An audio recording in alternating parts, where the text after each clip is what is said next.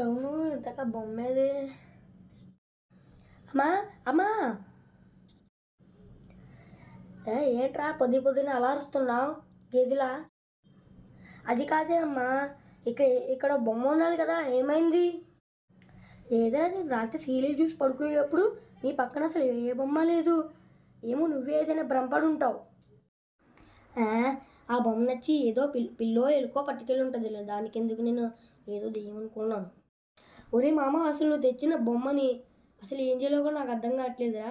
ఏంటంటే ఆ బొమ్మని చూస్తే ఎలుకో పిల్లో కూడా ఇంక పెరంలో పడిపోతుంది. నేను రాత్రి ఏదో జంతువు నేను మంచం మీద ఆ బొమ్మ మంచం మీద పెడితే అది ఏదో లాక్కుని కింద పడేసింది.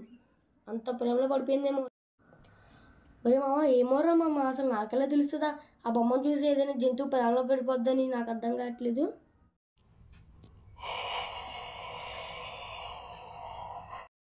అయినా బొమ్మల డబ్బు ఎక్కడుంది? అదే నచ్చి ఏ పిల్లో కుక్కో లాక్కుని ఇక్కడ దాకా తీసుకొచ్చినట్టుంది. సరే ఇంకా మనకు రాత్రి నిద్ర వస్తుంది, పడుకుందాం.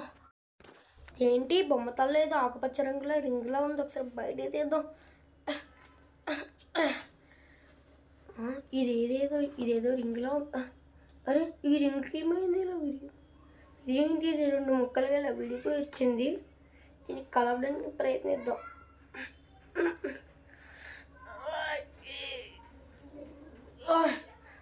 ఇదేంటి ఏదో రింగ్లో ఉంది. సరేలే, దీని అంతా నా వేలు పెట్టుకుంటాను. బాగుంది అసలు రింగ్.